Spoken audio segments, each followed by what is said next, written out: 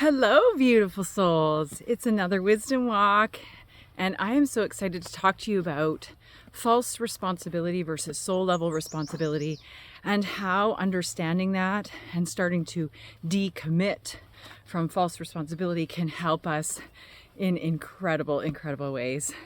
So, here we go.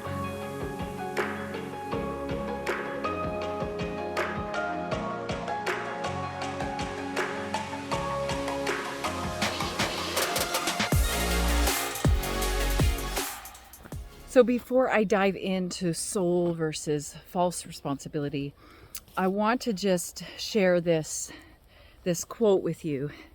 And it's been modified a little bit. I've kind of made it my own, but it is, yesterday's exciting commitment may be today's heavy burden. And what I mean by that is that sometimes we commit to things, or sometimes we decide to say yes to something because in that moment it feels so aligned and it feels so good.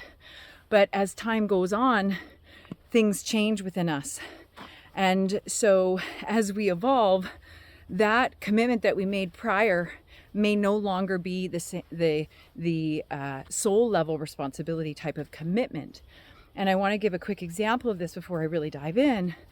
I created Your Holistic Earth, which I know was a soul responsibility. It actually got me out of a deep depression, and it inspired me and it motivated me and did so much good for me. But as time went on, in about year 7, it started to become very draining. It started to become very exhausting for me.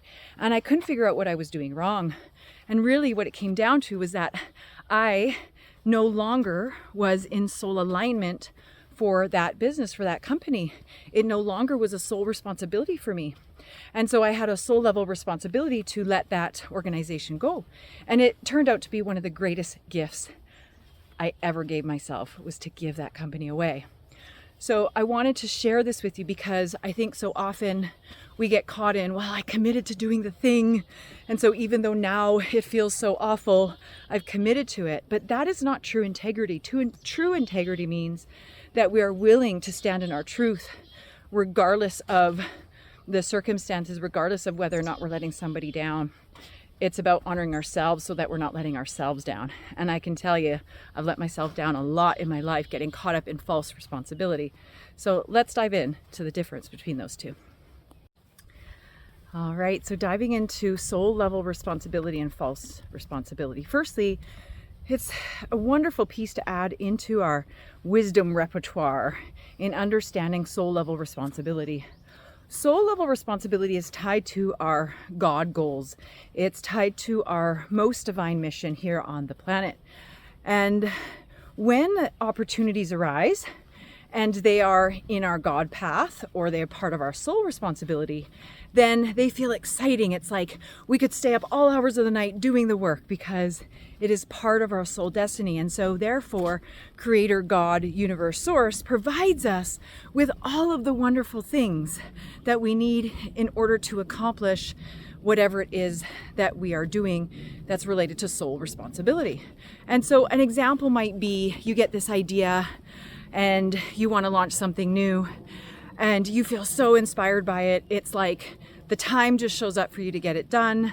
You have the energy and the capacity, sometimes working into the wee hours of the morning, because it just feels so invigorating for you. With soul responsibility, there is infinite resource for us in order to fulfill that responsibility. And so even if obstacles come in the way around that soul responsibility, oftentimes we're able to find solutions much more easily, or we're able to witness that there is an abundance of solutions for us. So that's soul level responsibility. Now, when we talk about this idea of false responsibility is exhausting. You know that you are in false responsibility when you're like dragging your feet through the mud and you are like, why am I doing this? This is so uncomfortable. And I don't want to do this and I don't want to be here. That's usually a sign that we're in false responsibility. Now, of course, there's always exceptions to the rule, but understanding that false responsibility is one of those pieces that it pulls us from our divine path, right? False responsibility is actually a distraction from our soul responsibility. And it happens to me all the time where I commit to things because they feel really good in the moment, or because someone's convinced me of it, or because I think someone expects it of me. And I want to give a current example for this. I recently, in Canada, we had a holiday Monday, and I typically block these days out so that I can be with my family, with my kids. And this particular Monday that we just had, I had squeezed in a couple clients in the morning, but I had blocked out my rest of the day.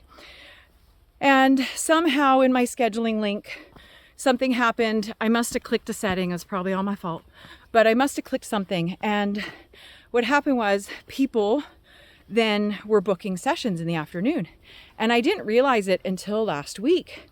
And I thought, oh my gosh, like I thought I had blocked off this afternoon, and now people have booked in the afternoon.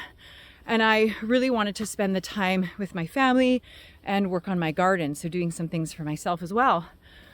And I thought, oh, well, you know, they've already booked. I'll just do the sessions. And then as the day got closer, I could feel something inside of me. And it was this energy, this knowledge that I was falling into false responsibility. And so what did I do? I canceled the afternoon. So I kept the clients I had accommodated for the morning, and I reached out to the people. I rescheduled them. And part of me, my first response actually, when I did it, I was like, oh my God, I feel so bad. I'm letting these people down. And some of the people were in other areas of the country. And so, you know, they weren't getting the notice until they had woken up, and they had gotten up early for the session. So I started to go into this unraveling of guilt and shame. And then I thought, wait a second. Now I'm stacking false responsibility of feeling those feelings on top of the false responsibility that I had felt in booking these people, or in rescheduling these people. And so it was so interesting to me that I kind of had gone down this rabbit hole, decided to stand in my truth, decided not to take on false responsibility. And by the way, I had the most amazing experience with my son that afternoon. And I knew that that was my soul level responsibility, to be with my son and to work on planting my garden. It was important to me. And so it felt really good to do that while still having this guilt and shame hanging out. And I thought, okay, where's this guilt and shame coming from? And is that also false responsibility? So my point is that I was piling on this guilt and shame because I felt like I needed to feel bad about choosing myself. And so once we start tuning into this idea of false responsibility, it changes everything, right? So my invitation to you is, what are you doing that is false responsibility? So how are you carrying false responsibility? And it can be carried in actions, but it can be carried in emotions too. And so sometimes when we worry about people, we are carrying false responsibility, yeah? So my invitation is for you to decommit to something this week, to tune in and see, is this false responsibility or is this soul responsibility? See if you can notice the difference. See if you can decommit from something. I'm telling you, it will change your life and it will anchor you into your most divine path. I promise, I promise. And if you can, tune in. 7 days of creation happening the next 7 days, June 1st to 7th.